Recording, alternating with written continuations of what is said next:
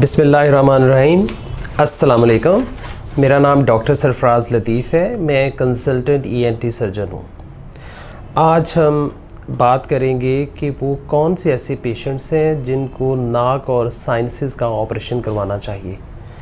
एक general myth ये बना हुआ है कि नाक और साइनसेस का ऑपरेशन कामयाब नहीं होता और पेशेंट्स को वो अलामतें ऑपरेशन के बाद भी रहती हैं जिनकी वजह से ऑपरेशन करवाया जाता है। तो मेरी इस वीडियो पैगाम का मकसद ये है कि मैं आपको एक क्लैरिटी दे दूं कि वो कौन से ऐसे पेशेंट्स हैं जो कि कैंडिडेट होते हैं सर्जरी के लिए और वो उनको बिल्कुल इस ऑपरेशन का फ़ायदा होगा। तो सबसे पहले नाक और साइनसेस की सर्जरी का मतलब हम ये समझेंगे कि ऐसी बीमारी जो कि नाक और साइनसेस में मौजूद है या इसके दूसरे क्लोज़ प्रॉक्सिमिटी में है। तो सबसे पहले नाक और साइनसेस में उन पेशेंट को ऑपरेशन का फ़ायदा होगा जिनमें कंप्लीट नाक ब्लॉक हो किसी भी वजह से। इसमें जो सबसे कॉमन वजह जिससे नाक बंद होता है वो है नाक की हड्डी का टेढ़ापन या डीएनएस। देखा ये गया है कि नाक की हड्डी मेजॉरिटी पॉपुलेशन में सीधी नहीं होती, उसमें थोड़ा सा कम होता है। तो इसका मतलब ये नहीं है कि हम हर पेशेंट की हड्डी को सीधा करने की कोशिश करें और उससे हम रिक्वायर्ड रिज़ल्ट लें।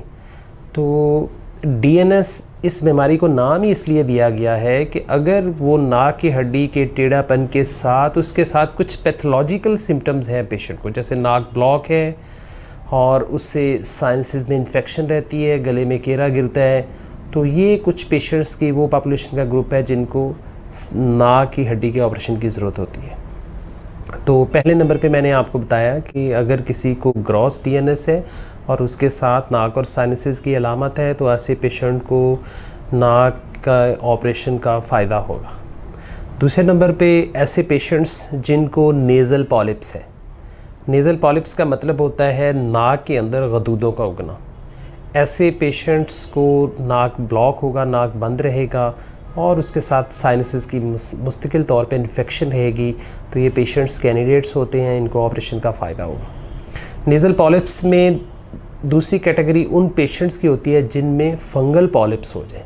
फंगल पॉलिप्स का मतलब ये है कि नेज़ल पॉलिप्स के साथ फंगस लग जाती है और ये फंगस नाक के हिस्सों में या नाक की सराउंडिंग एरियाज़ में प्रेशर डालते हैं, जिससे जैसे नाक के साथ ही साइनस के साथ ही आँख है तो इसमें आँख का बाहर आ जाना, आँख का पीछे हट जाना, तो ये मोस्टली कॉम्प्लिकेशंस हो जाती हैं। तो इस कॉम्प्लिकेशन की वजह से ऑर्बिटल सिम्टम्स आ जाती है, जैसे कि दो नज़र आना, कॉस्मेटिक डिसफिगरमेंट। तो ये पेशेंट्स भी कैंडिडेट होते हैं सर्जरी के लिए।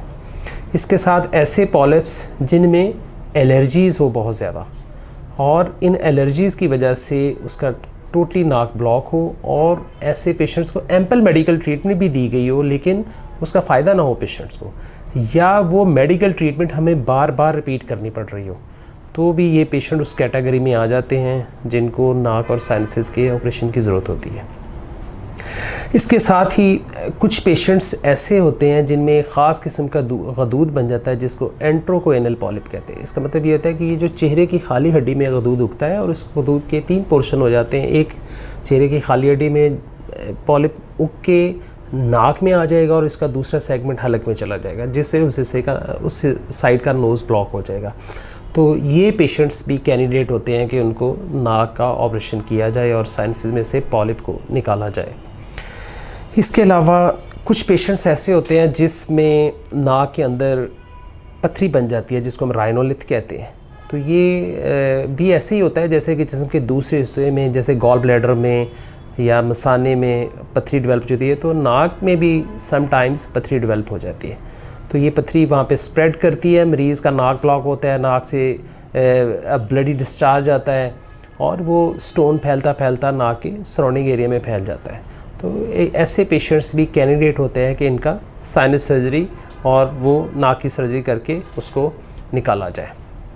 दूसरे नंबर पे ये मैं बात यहाँ पे एलैबोरेट करना चाहता हूँ कि जितने भी एलर्जिक एलिमेंट्स जो कि नोज़ ब्लॉक करते हैं, उन सब पेशेंट्स में प्राइमरी ट्रीटमेंट मेडिकल ट्रीटमेंट होती है, और ये एक एम्पल टाइम तक ये मेडिकल ट्रीटमेंट पहले देनी चाहिए, क्योंकि देखा ये गया है कि बहुत सारे जो पॉलिप्स की वैरायटी है वो एलर्जिक पॉलिप्स होते हैं।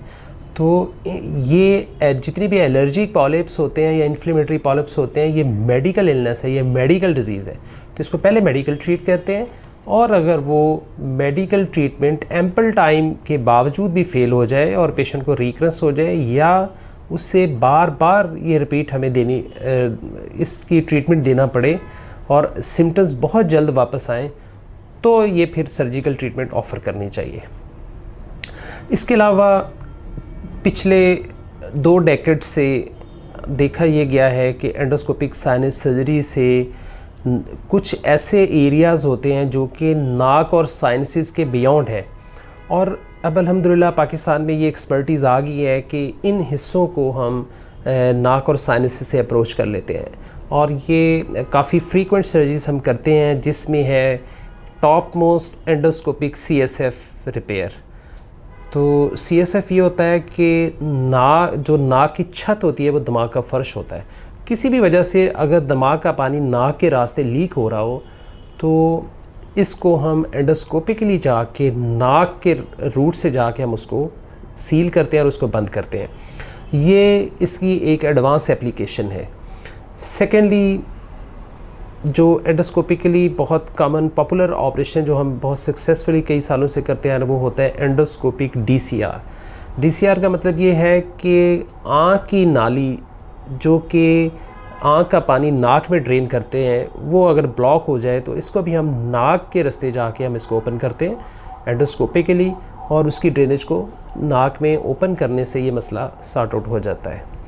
इसके अलावा कुछ ऐसे न्यूरोसर्जिकल प्रोसीजर हैं, जैसे पेट्यूटरी ग्लैंड का ट्यूमर हो, तो ये भी बहुत सक्सेसफुली हम न्यूरोसर्जन की असिस्टेंस के साथ हम इसको नाक के रास्ते हम डील करते हैं। तो इसी तरह कुछ ऐसी बीमारियां होती हैं जिसमें आँख का बाहर आ जाना, जैसे किसी को हाइपरसिस्टेंट हाइपरथायराइडिज्म रहने की वजह से आँख का जो ग्लोब है वो बाहर की तरफ आ जाए और वो मेडिकली ठीक ना हो रहा हो, तो हम इसको नाक के रास्ते जाके ऑर्बिटल डिकॉम्प्रेशन कर देते हैं, जिससे आँख अपने लेवल पे चली जाती है। तो ये वो पेशेंट्स हैं जिनको एंडोस्कोपिक साइनस सर्जरी या जिनको नोज़ और साइनसिस सर्जरी की ज़रूरत होती है। ऐसे पेशेंट्स को सर्जरी का बिल्कुल फ़ायदा होगा और इनको सर्जिकल ऑप्शन ज़रूर कंसिडर करना चाहिए। लेकिन याद रखिए, किसी भी पेशेंट की सर्जरी का जो डिसीजन होता है, इसके स्टैंडर्ड पैरामीटर्स होते हैं, उन्हीं को फॉलो करना चाहिए। और उन स्टैंडर्ड पैरामीटर्स में याद रखिए डिटेल हिस्ट्री, और डिटेल हिस्ट्री के बाद उसका थारो ENT एग्जामिनेशन और नाक का मायना, स्पेशली तौर पे अगर नाक में एंडोस्कोप की मदद से नाक को हलक तक देखना, और इसके अलावा CT स्कैन, इसके अलावा कुछ specialised blood test. Specialised blood test में है कि जिसमें IgE का लेवल, विटामिन D का लेवल, CRP का टेस्ट और इओसिनोफिल काउंट। तो ये सारी जो एक जॉइंट पैनल ऑफ इन्वेस्टिगेशन हमें हेल्प करता है पेशेंट का अल्टीमेट डिसीजन। और याद रखिए, जो सर्जरी इज़ ए मिरेकल, और इसके बहुत आउटस्टैंडिंग रिज़ल्ट होते हैं अगर आप सेलेक्ट करके सही मरीज़ पे सही ऑपरेशन करें। तो ये थी कुछ ऐसी इंडिकेशंस जिनमें एंडोस्कोपिक साइनस सर्जरी या साइनस सर्जरी का पेशेंट को बेनिफिट होगा। Thank you very much.